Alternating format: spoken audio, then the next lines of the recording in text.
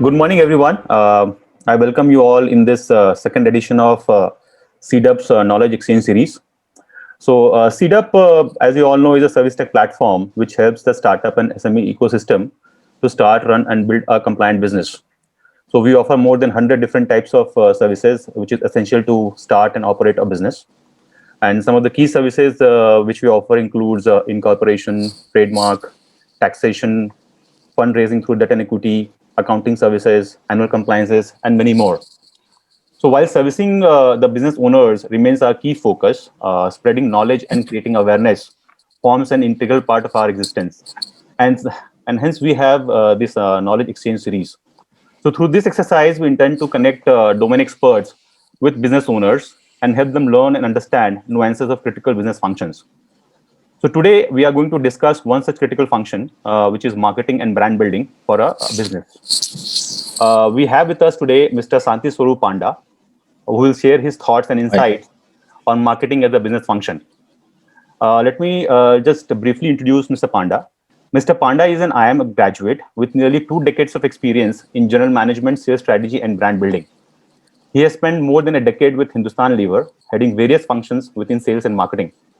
Currently, he is the Chief Marketing Officer at Raymond Limited for more than half a decade. He teaches thermodynamics, marketing, and brand building, designing thinking process across various engineering and business schools. Personally, Mr. Panda is an explorer and a dreamer, and with keen interest on brand building as a subject. So, without much ado, now let me now invite Mr. Panda and request him to share his insights on the topic for the day.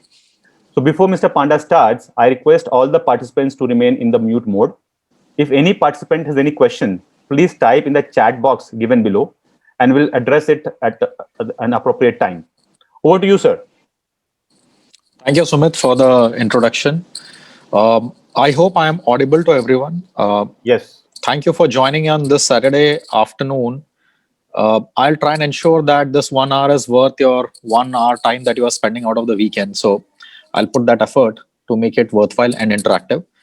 Whenever I'm not audible, the rule is simple. Please unmute yourself and raise a flag saying I'm inaudible so that I know that. Or if the slide or PowerPoint is not visible, please raise your hand and let me know that it is not visible so that I stop and we take a corrective course there. Yeah.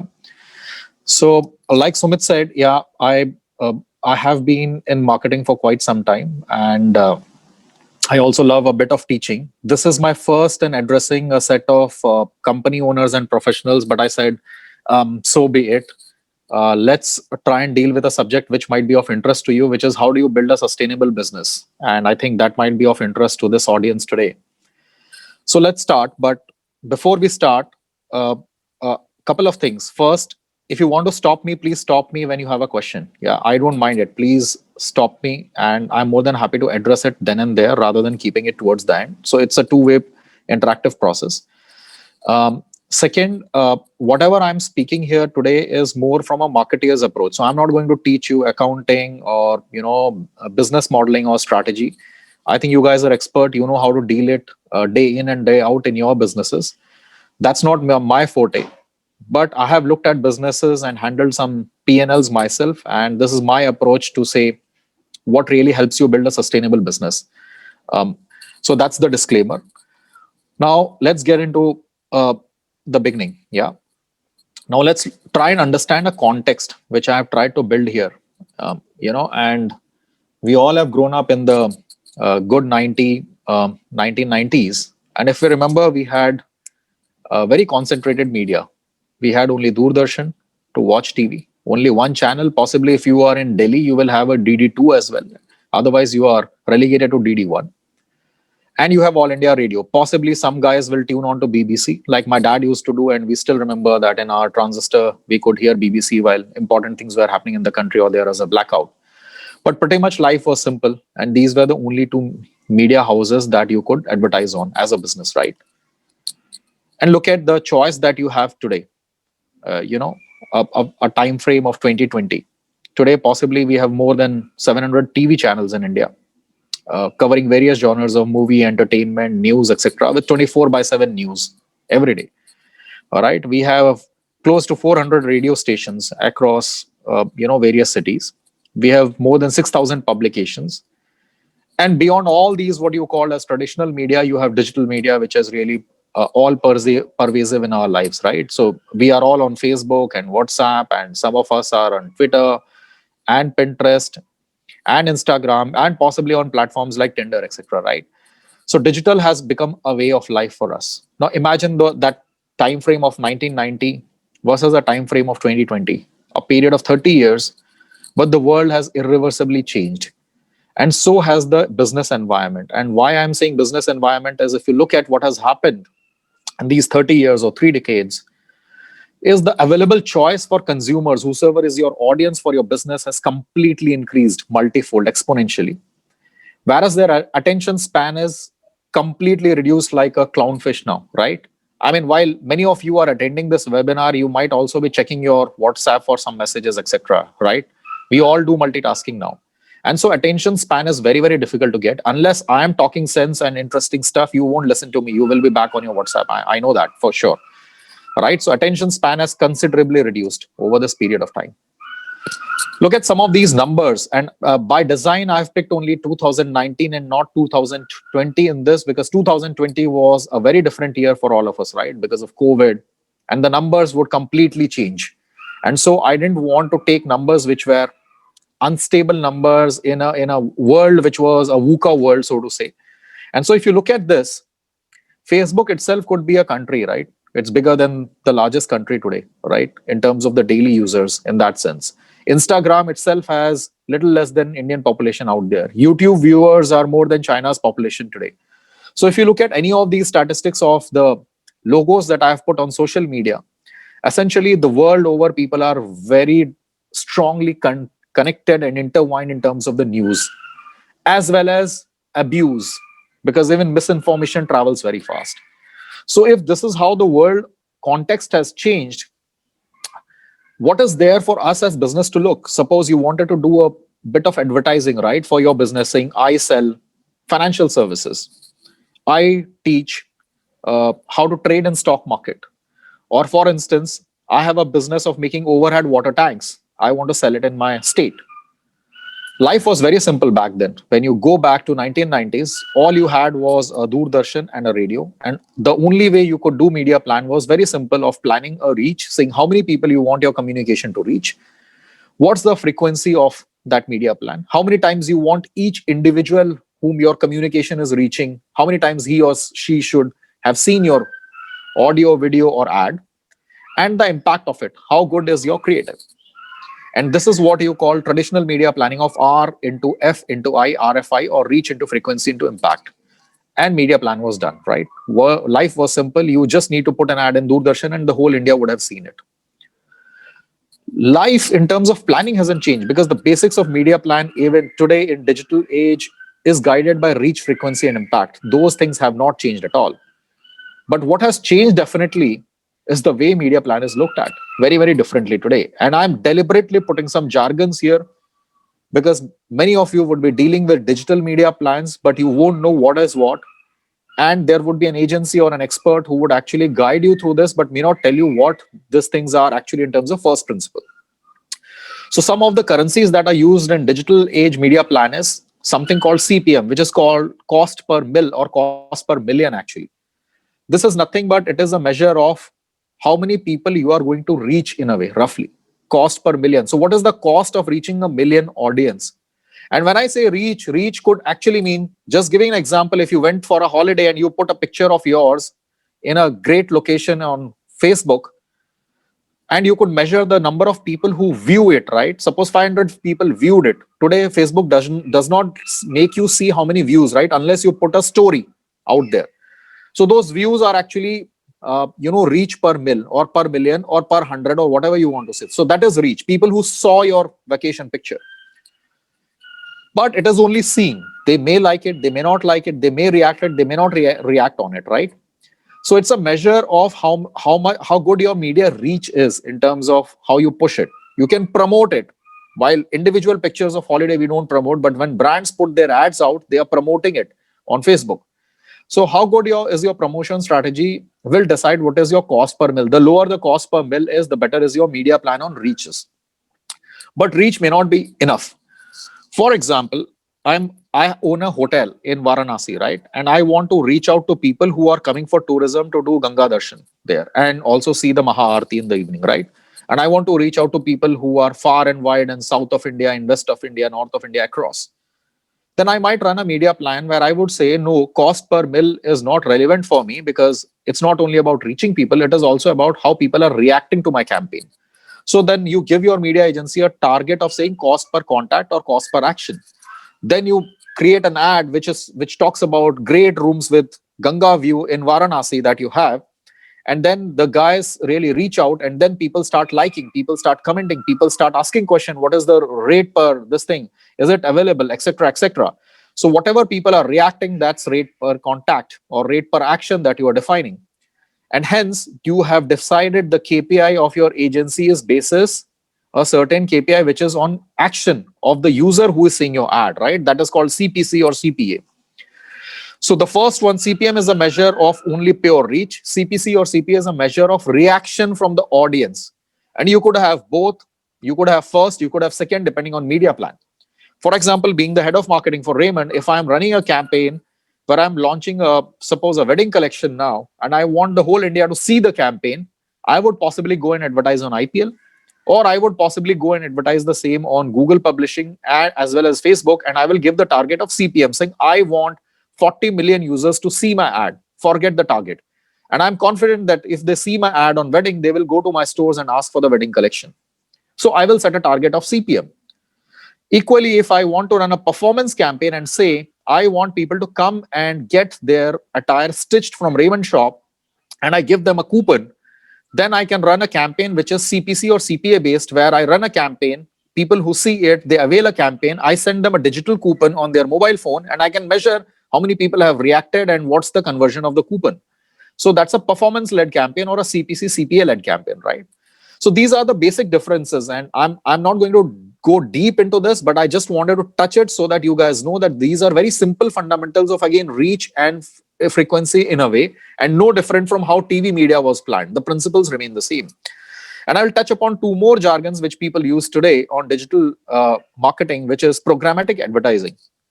So programmatic advertising is nothing but it's like an exchange. It's like, say, stock exchange. Imagine you guys all know business, but imagine it is like Nifty, where it's an automated exchange where you go and you say, I want to buy Reliance share today. You put an order. If the price hits what the price you have offered, the transaction goes through, your money goes out, you get the shares credited to your demat account, right? So it's an automated exchange. There are no people involved there. You put an order, if the price matches, the money gets debited, the demat share gets credited. Similarly, programmatic advertising is a way of buying inventory on digital platform, including Google and a lot of big publishers, where I bid for certain space as a marketeer. There are publishers. For example, if I am launching as Raymond, I am launching a wedding campaign. Suppose I want the wedding campaign to be advertised on, say, Shadi.com, because I think people who go to Shadi.com is the right audience who should know that I'm launching attire for wedding. And so I go and bid for, Shadi.com and similar marriage portals as inventory through programmatic advertising platform. Then if I match the price, I get the bidding, I win the bidding, and my advertisement gets advertised in the right platform. That's all it means. So programmatic advertising is nothing but an automated way of buying and selling inventory on digital platform for buyers and sellers. Sellers are publishers like Times of India, like Money Control, like Google, like Facebook, and buyers are advertisers or businesses like Raymond, like Reliance, like all of you actually. Yeah, that's programmatic advertising. And finally, AI ML, you would have heard a lot. I'm sure you know the full form, which is artificial intelligence and machine learning. Again, these are not new topics. Even when I was doing my engineering, those were the early days of machine learning and artificial intelligence being used. But these are programs which are self-learning program, or these are like programs which learn from the past data and has the ability to kind of predict or project the future. That's all. It's as simple as that. To give you a simple example, if I have the past purchase behavior of people from my shop, saying they buy a shirt, they buy a trouser, they buy a tie, they buy a band gala or a jacket, I can always run a machine learning program on my database for, say, 1 million people and come back and say, If they have bought a shirt, next time they are likely to buy a trouser. If they have bought a trouser, every time they definitely buy a shirt. So it gives me a bit of intelligence, and it gives me a little bit of knowledge to my shop floor guys, saying if a guy buys a trouser, he is 90% likely to buy a shirt. So please push for shirt. Please tell them that we have a nice collection of shirt. And that's definitely the role of AI ML, which can really help you improve your business. The same works on CRM, the same works on digital, the same can work for your platform. The same, by the way, works on traffic signal management, for example. I mean, look at Mumbai as a city, right? I mean, I can't comment on other cities, but Mumbai, the traffic is in one direction in the morning and in the reverse direction in the evening when people return from office. Now, in a city like that, the traffic light control of how much time it should be green and red in each junction can actually be governed by a AIML program, where they know exactly what's the traffic flow for office when people are going from homes, from suburbs to the district, business district, and back from business district back to home in the evening. And so it can be defined in such a way that on one side it is more green while going in the morning, and on the other side it is less green coming back because there is less traffic, and in the evening it just reverses. And also, if I can add that with cameras on each traffic junction and feed that data of saying how much of the traffic built at each signal, and a program works on the background, it can really curate the whole thing of saying, no, I need to keep the traffic light greener longer in particular junction because traffic is building up. So these are simple examples of application of AI ML in simple life. Could be traffic junction, could be railway network connection, could be metro train traffic control, could go into programming and advertising as well. And so it could actually control landing and takeoff of flights even in an airport. So these are some simple use of technology in digital age and digital marketing, which all of us can use. And by the way, when I talk of the right hand side of the slide, which is digital, left hand of the slide, you needed a lot of money to really advertise, and even more now. Do you guys have an idea what is the cost of 10 seconds of advertising in IPL today, the season which is coming? It's mind-blowing number. If I need 10 seconds on SD and HD in Star Sports today, I will need more than 14 lakhs for a 10-second spot. And that's the cost. So if you are a small business, there is no way you will come and advertise with one spot, right? At least you need maybe 500 spots, 400 spots, so you can do the multiplication and you know the cost. But life has become simpler with digital, right? It gives you twofold advantage. The first advantage that it gives you is, one, you can really advertise really small. You can spend 50,000, you can spend 20,000, you can spend 1 lakh to reach out to the right audience. That's the benefit that digital gives you today. Second, it gives you the ability to segment your user very, very sharply. You can reach out to one person at a time through digital if you know how to segment your audience. For example, if you are selling large Syntex kind of tanks, right? And there is a lot of construction in small towns. Assume we are in Ranchi or even a smaller town. Yeah. And I am in the business of selling those black overhead tanks, maybe Syntex, maybe some other brand. Maybe I have a new brand. Yeah. Now, how do I reach my audience if I have to do a media plan? It's a simple business problem, right? I don't have to really go to TV or newspaper. That's the laziest way of marketing today. You can put a small print in your local newspaper and it reaches. Yeah, it reaches, but it is costly. Plus, it reaches everyone, right? If there are 10,000 copies in your city, 10,000 people will have seen it or not seen it in the front page, but you would have wasted the money, and it lasts just one day, right? The day it gets published. So it's an inefficient way of planning. Or you can take an outdoor in a good central market road where people will see that you sell overhead tanks. But again, how many people see it? How many people don't see it? You can't measure it. What digital does is you can do media planning for this to say, let's see how many people are actually constructing houses, right? Let's figure out.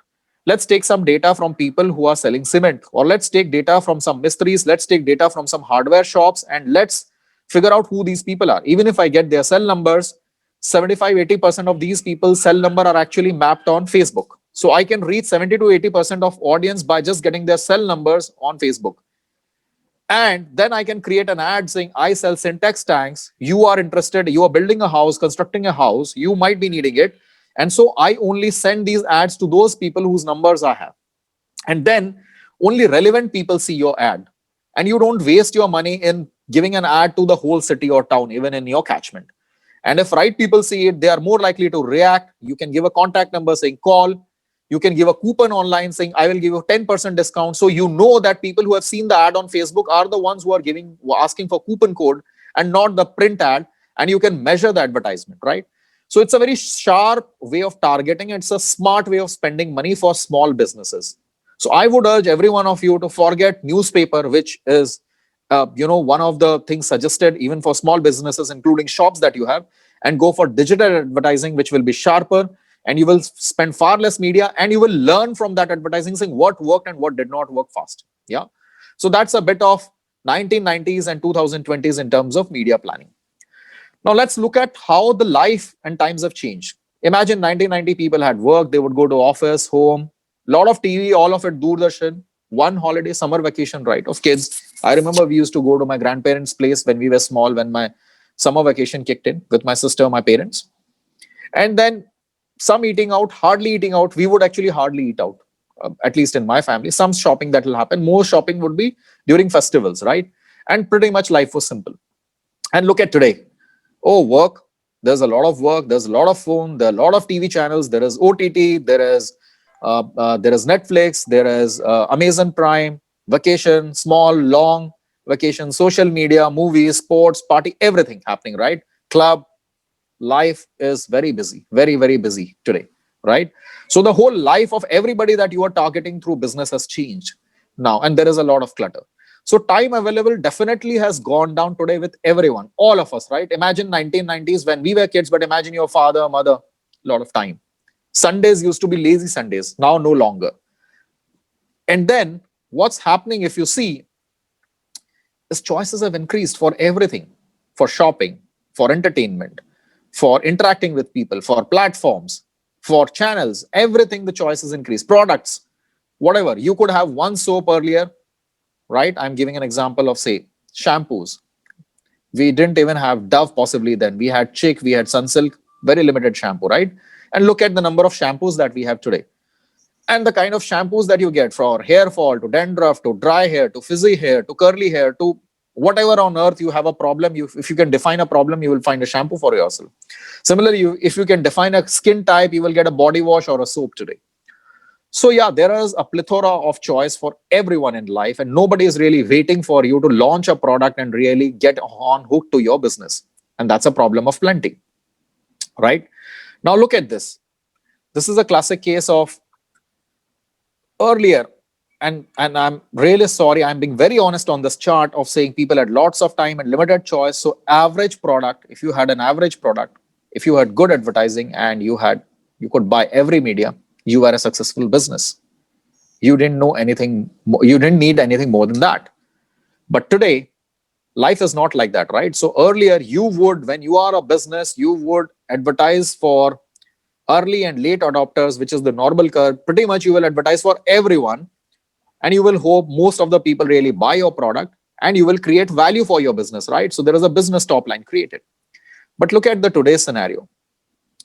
You need remarkable products today, all right? Average products don't last at all because there is a lot of choice already in the market. You need remarkable products, nothing less than that. You need advertising for early adopters, right? Because there is a lot of choice. You need some people to try your product, not everyone. And you need targeted media. That's what I was talking about earlier, which is you need social media, which is well targeted with a curated audience where you can segment them well. And then you do marketing and create value, but you do it on the left side of this normal curve, where you do it for early adopters and you hope that your product is good and you build a sustainable business and you capture the curve, the hump of this normal distribution curve and grow your business fast, right? So this is the marketer's approach of saying, while an average product, good advertising, and every media you could buy earlier could give you great business earlier, now no longer. You need remarkably good product, you need great advertising for early adopters, and you need targeted media to really create a business. And so if you look at from a simple curve point of view, earlier you had a lot of resources, you had fewer resources, you had far fewer options, but you had a lot of time. But if you look at today, you have far less time, you have a lot of resources, and you have far more options today. And so the whole proposition of business has moved from identifying needs, which is what you will read in Kotler if you do an MBA, saying, how do you market your product? How do you create a business? How do you create a proposition? Was basis identifying needs. So you have to identify needs. I have handled a toothpaste brand, Pepsodent, in Unilever. So what we used to do is we have to identify the need of saying, I need clean, shiny, teeth and great smelling mouth, right? That's need. So you need to identify need state of consumer and say, yes, I have a problem solution, which is a nice toothpaste, which gives you clean teeth. It will do germy check for 24 hours. So you don't need to brush twice a day also. And it will give you great fragrance of the mouth. It's not bad smelling mouth. And so once identified the needs, you can launch a product and you can advertise saying, दांतों की रक्षा करता है, कीटाणु भगाता है, सांस की बदबू निकालता है, and you were creating a business, right? 400 crore business is not gone anywhere by selling toothpaste. Today is a different age. You cannot just identify and cater to needs. Consumers have plethora of toothpaste, right? You have Colgate, you have Pepsodent, you have Close-Up, you have Dabur, you have Baba Ramdev's toothpaste, right? Dant Kanti. You have everything today, and many people get imported toothpaste. So need no longer caters. You have to get into state of want. And I'll give a simple example of toothpaste to establish what is want. Now look at the advertisement of Close-Up. What's it trying to do? Is it a need? Does it say, great shiny teeth, healthy teeth? No. It says it gets you closeness, right? Gets you closeness has nothing to do with a physical product, right? It's an emotional payoff. What is an emotional payoff? Physical need ke beyond whatever you are trying to help is an emotional payoff, saying it is getting people together because you have a great smelling mouth. It gets you closer to a girl or a guy, right? And so you are creating want. That's a classic case of creating want. Another example, imagine, do you remember Har Friend Zaruri Hota Hai Airtel ad? I'm sure you remember, right? They had spent a lot of money on a lot of medium back then, and Airtel is a company which can spend crores and crores of rupees. What was that ad about? Was it about phone pe aap baat kar sakte ho, good network? No. Was it about you have value added service, you have Facebook, you have this? No. All it said is you can be close to your friends. So was it a need based thing? What does phone do eventually? Need based, simply understood. It just helps you talk to people you want to, right? That's a very simple need. But what were they advertising as a mobile network? They were advertising saying it gets you closer to friend, every kind of friend. And that every kind of friend is not necessarily my friends from childhood, from school, from profession, but that friend was a carpenter, that friend was a delivery boy who was important in life, and so I need to save everybody's number. That's a perfect example of creating want. It's not need, it's a want. And want is far, far bigger than need. You can create a lot of want. In fashion now, because I'm part of Raymond, you actually sell fashion only basis want, no longer basis need. I remember my father retired from armed forces, and earlier people would have 5 shirts and 5 trousers and pretty much that and uniform, etc. Right? And then you would want your shirts and trousers to have color fastedness, iron to stay, no wrinkles, and for the whole thing to possibly last for 5 to 6 years, right? People will say, हाँ ये shirt यार ये कपड़ा अच्छा है, ये 4 साल पुराना है but अभी भी नया दिखता है, धुलने के बाद आयरन रहता है, and the color stays and everything, it looks like as good as new.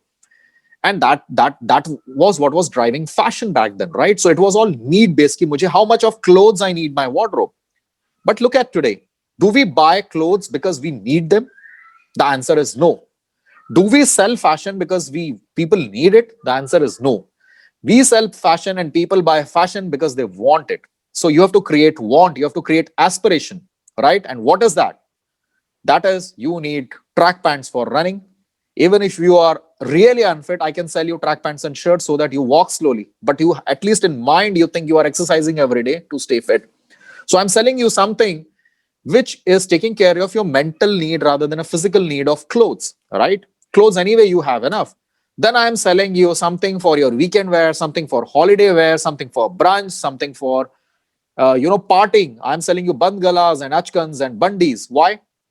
How many of these you had 30 years back in your father's wardrobe? 1, 0, maybe nothing.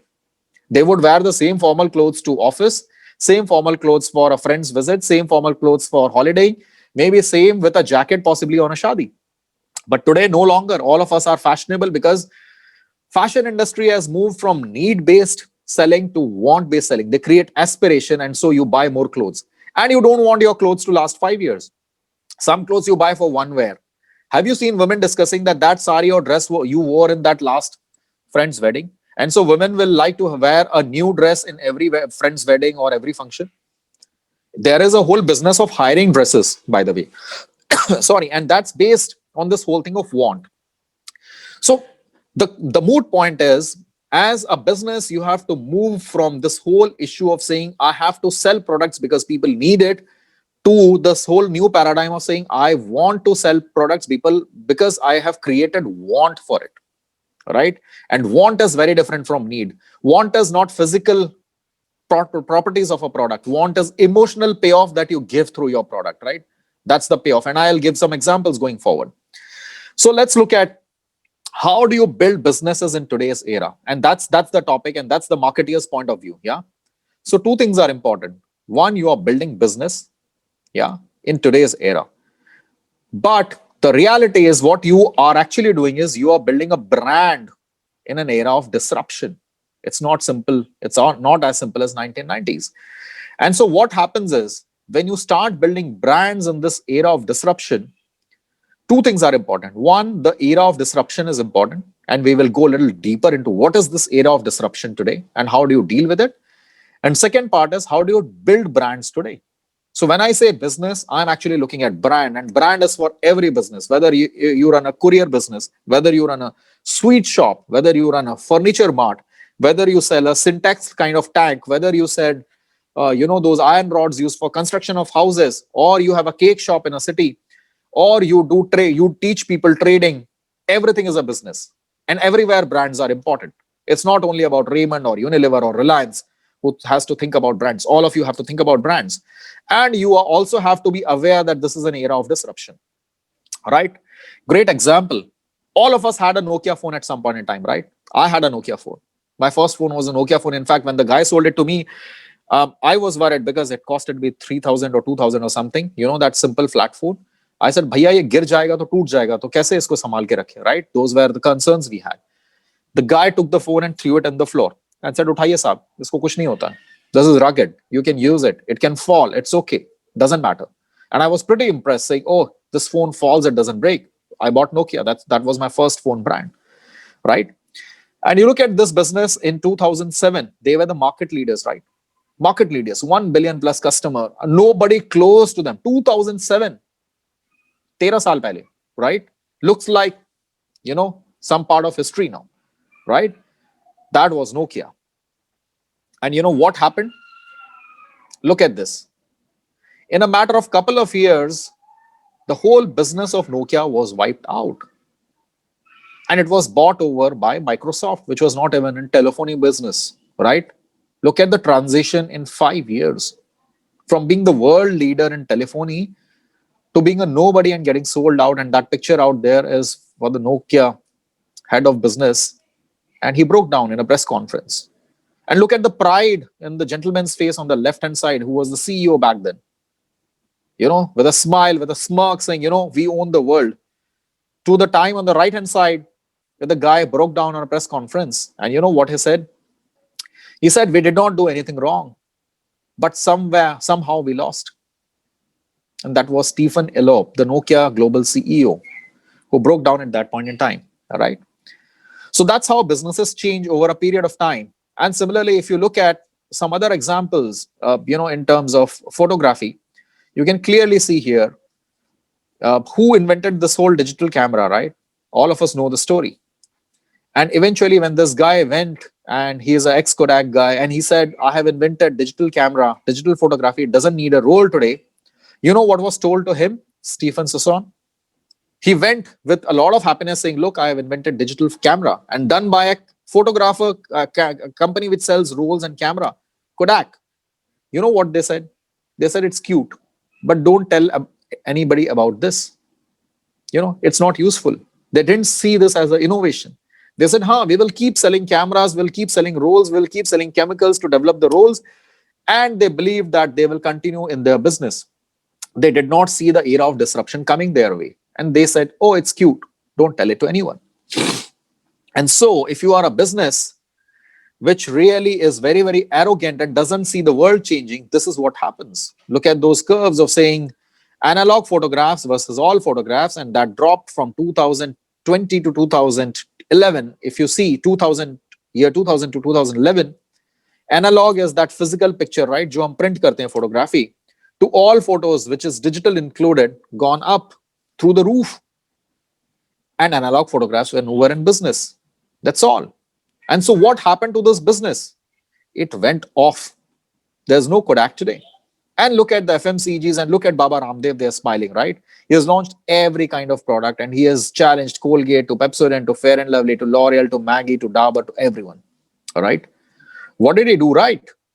I mean, people can laugh at him, people can ridicule him, people can look at him with awe and surprise. But what he did is, and I keep telling people, he's pretty much the only example in the world where he created a brand 10, 15 years before he launched the product. Baba Ramdev was always a brand of yoga. He was always a brand of Ayurveda. He was always existing as Patanjali. But he never launched FMCG product. When the time was ripe, he thought, why not and cash on my brand and popularity? And when he launched Patanjali and he said Ayurveda and natural, even a company like Dabur could not challenge it, who were already in Ayurvedic and natural space. All right. And it becomes difficult. And he created a proposition. He went into that thing of want, creating want and not catering to need. And so he created thousands of crores worth of business today.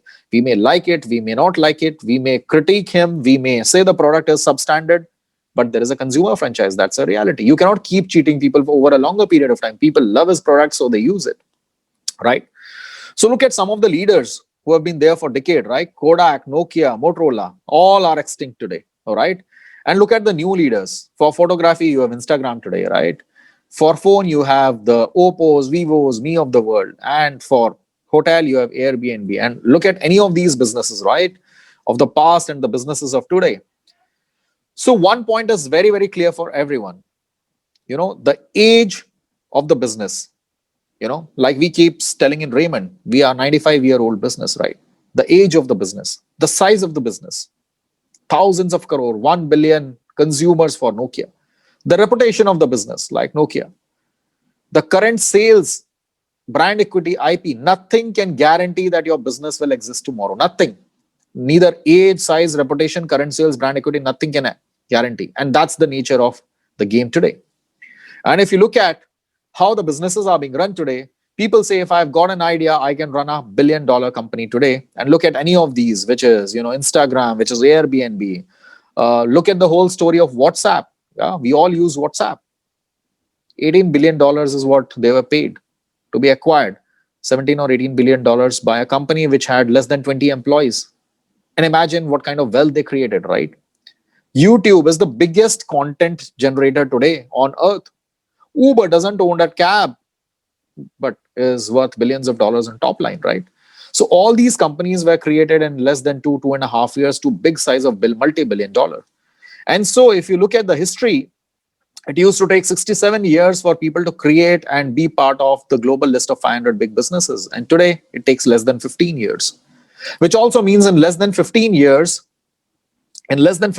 company gets wiped out and there is a churn. I think somebody has raised a flag for a question.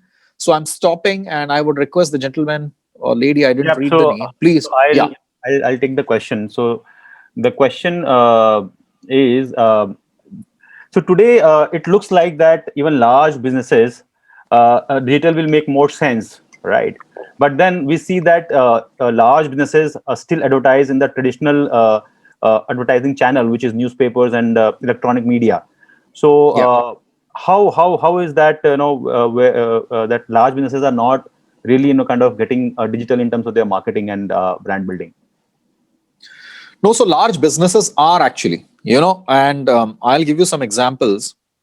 Let me quote some figures. Okay, so I'm quoting Pitch Madison report for last year and this year, and some of the consulting reports which publish media spends in India. So if you go by Pitch Madison report, roughly India has a landscape of about close to 65-70,000 crore of media spent every year, right? All kinds of media, what you spend on TV, on outdoor, on print, on newspapers and magazines, and on digital, all right?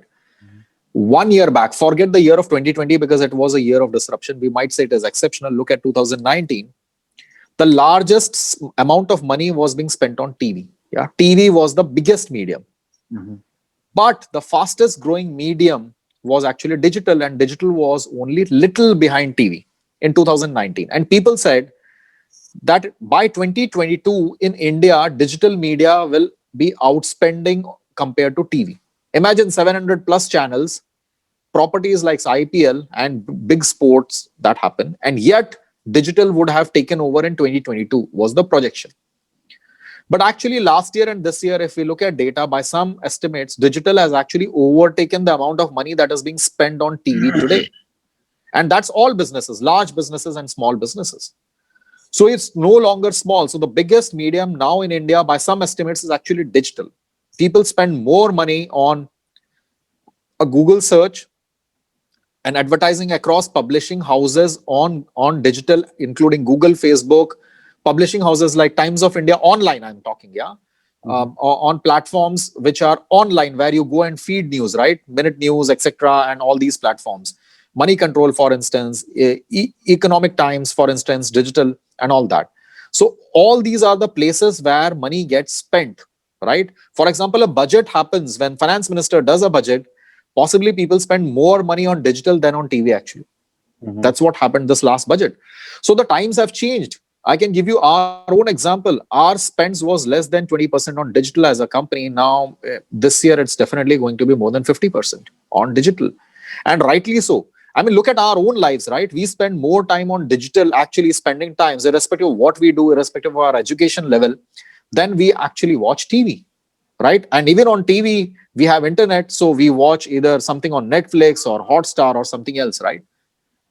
So the whole world has changed and the way of advertising has changed. No longer can you really show ads and you assume people will watch your ads. They will not. So you have to have a smart way of integrating your ads in content. Suppose you're reading news on Money Control, you went for trading or something, right?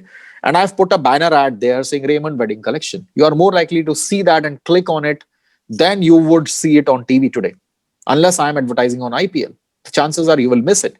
But yeah, I'm not for a moment discounting the print of the world and the TV of the world. They have a role to play. They will continue. I do advertise a lot, but digital media is something where smaller businesses will find more value, more better ROI for the money that they're spending than the local newspaper and the outdoor that you do typically. Yeah, so I will urge you guys to learn a little bit. It is all very simple. You all can do, or you can hire agencies, small boys and girls, very young, 20, 25 years, who can really run it for you. There are dime a dozen agencies across. You don't need those agencies to be based out of your city of Varanasi or Patna or Ranchi for them to run the campaign. They can be anywhere. You just need to figure out saying, 1 lakh रुपए, 50,000 रुपए, मुझे इसमें 10,000 hit चाहिए. That's your target. Let them come back saying, no, maybe I'll give you 7,000 hits, which is good enough for a shop, right? So you have to figure out your target and push these guys to deliver on your thing. And then you can work on iteratively. Hopefully I've answered the question.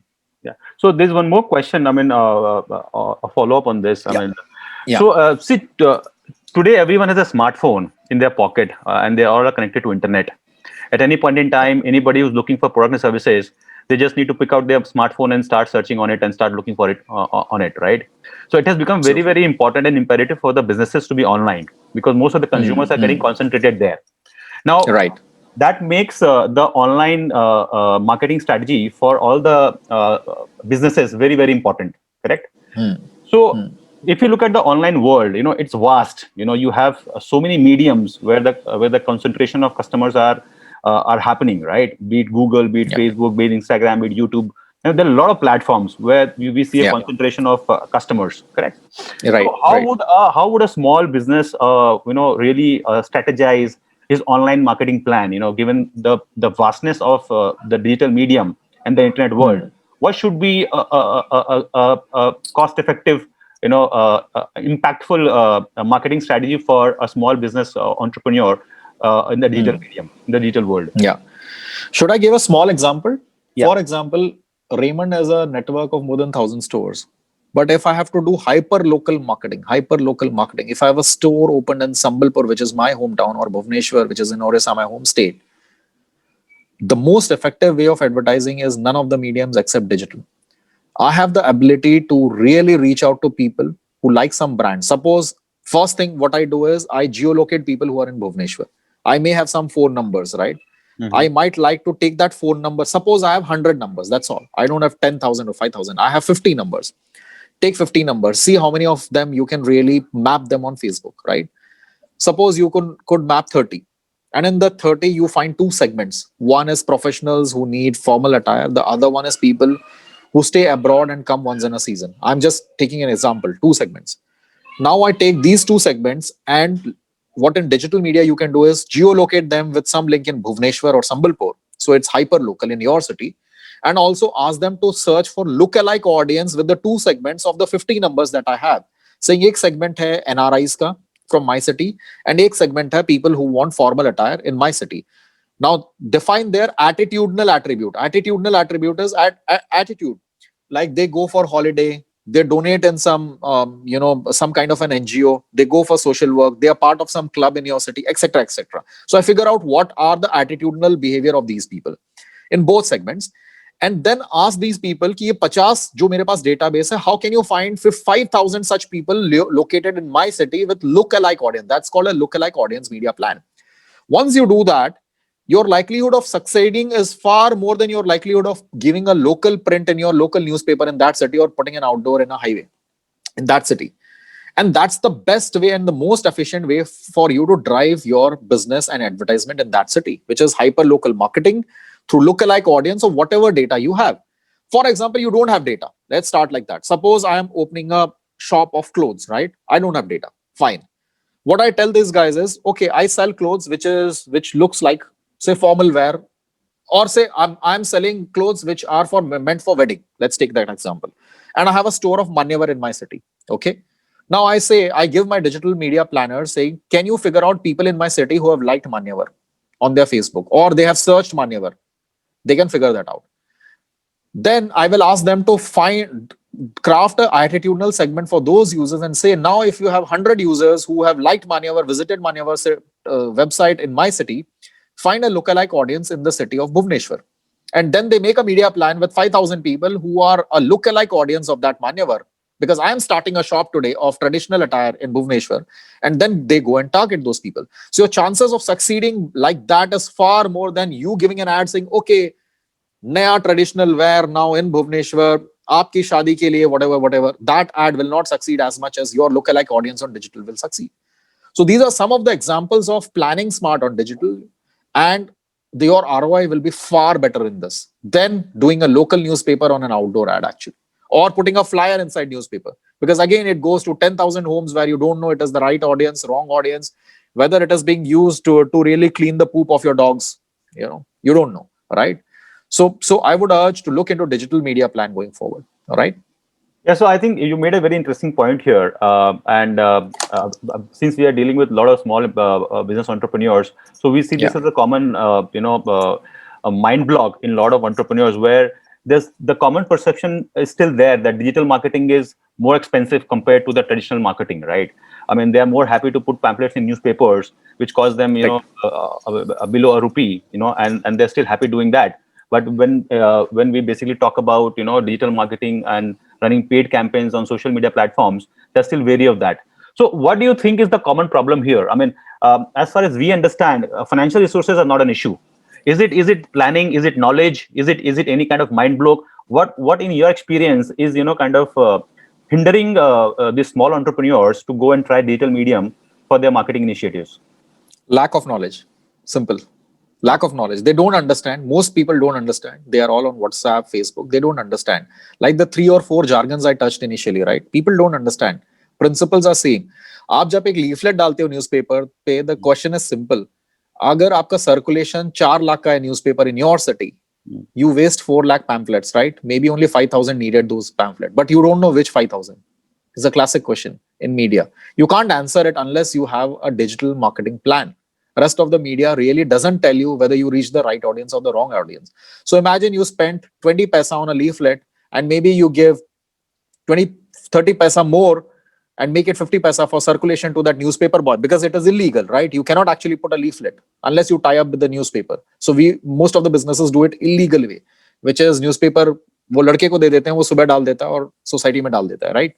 So even if it is 50 paisa and it is 5 lakh audience, you are spending 2.5 lakhs actually on leaflet, where only 5,000 people needed to know your communication कि आपने नई दुकान खोली है, right? And that 2.5 lakh is a lot of money on digital, lot of money. Believe me, if you spend 20, 30, 40,000, it will really pay off on those 5,000 people, or at least 10,000 people, out of which 5,000 are relevant audience. It is far better ROI than spending 5 lakh leaflet in your city. So lack of knowledge. Please read little bit about it. Get to a good agency who can plan something. Tell them, ask them for lookalike audience. Who is the lookalike audience? Why are you choosing the audience is the important question. Kitna aap spend kar rahe ho is not the important question. The spend can be 50,000, spend can be 10 lakh. आप किसको target कर रहे हो is the relevant question, और उनको क्यों target कर रहे हो is the relevant question, and how do you identify them is the relevant question. For example, giving a small example, digression again. When Huggies was launched in India, they didn't know how to benchmark diaper business and whom to target, right? तो किसको target करें? You know what benchmark the business had targeted? So they said, we want to target everybody who has a geyser at home at that point in time, back then, 1980s. Geyser. What is the relation of geyser to Huggies diaper? Nothing. But they said, because diaper has a cost, per diaper cost, I need people who can really afford it. And how do I define people who can afford it? Nobody will show you your salary slip like, मैं इतना कमाता हूँ. And tax authorities की वजह से तो वैसे ही लोग नहीं बताते how much I earn. So how do you identify people who can afford a diaper, right? It's by the kind of cell phones they use, the cars they drive, the kind of homes that they have, the kind of refrigerator, double door, single door, the kind of size of TV that they have, how many TVs that they have at home, geyser do they have at home, all these, right? So it's called surrogate planning. So the key question is not how much money you spend. The key question is whom are you targeting? How are you identifying them? Please ask those questions to your media planners and it will answer most of your question. All right. And so also look at the waste. 5 lakh pamphlet for 5,000 people versus 20,000 people targeted for 5,000 people. Far more efficient, right? So I'll stop at that. Yeah. Okay. So, let's. Yeah, just please go ahead. one follow-up question. I mean, we were discussing about the large businesses migrating onto the digital channel for their larger marketing needs in the current environment. But we still see that large part of their ad budget still goes on the traditional media channels, which is the print media or the electronic media. I mean, what need does it really fulfill for the large companies to still try those medium and be there? I mean, does it really kind of make any sense when the entire world is moving on the digital medium? No, it does, Somit. To answer your question, it does. Every medium has to be looked at a little differently. For example, if I'm looking at creating only brand recall and relevance, right? Recall is nothing but आप कपड़ा सोचते हो, fashion सोचते हो, jacket सोचते हो, Raymond दिमाग में आना चाहिए, right? That's recall, right? I'm not pushing any collection in specific. Then I will buy an outdoor and put a logo, and the logo will stay there for 5 years. I will light it up with red. What does that do? It's an outdoor. It's an arterial road in Mumbai. But the only thing it does, so every time you see, this is a brand, it drives brand recall. Sometimes it does. And similarly, for example, print, what does it do? When you want people to read the offer carefully, right? There's something in detail, right? You want people to read information. For example, if you are launching a new plan on a mobile phone, right? Lifetime validity and this much of data and this and that, you will show Airtel, but you will put a lot of these things. What you get, right? So when you want people to interact and read, but it is read only by people who want that service, not by everyone. For example, great example of print advertising is cars. Correct. Car आप खाली brand नहीं देखते हो, आप देखते हो कितना CC है, कितने सीट्स हैं, एयरबैग्स है या नहीं है, what's the price, is there an insurance, is 5 years warranty cover, etc., right? So when you want a lot of information, print is a great medium. So is digital, by the way, because digital also you can read a lot of stuff. But digital, the way of advertising changes from when you have a lot of information to when you just want people to flirt with your messaging, right? So it keeps changing like that. Similarly, just to give you an example of TV, where does it work? Suppose I want to do an impact advertising of launching a product, then I have to use TV. For example, if I'm launching something, I'll take the first 5 matches of IPL, and it works fantastically well. Everybody in India would have seen it. Only 15% of India can afford to buy that product, but I want everybody to talk about that. Then I'm creating an impact, right? For example, if you're launching a car like Jeep in India tomorrow, or you are launching a Java motorcycle, right? Completely relaunched after 50, 60 years. You want people to talk about it. Then some of these mediums make sense. When Vento launched, Volkswagen launched Vento and all, in Times of India, they had got an audio chip included. They spent about 15 to 20 crores, but it created an impact. Everybody in all big towns that day was talking about the launch of Volkswagen car. and it creates an impact. So sometimes you do it for sheer impact of the medium, right? Mm. For example, if I have to do it today on digital, an impact property similarly would be take the YouTube masthead. YouTube, mein, that day for that geography, anywhere in India, anybody goes to YouTube, the first thing that you will see is the masthead ad.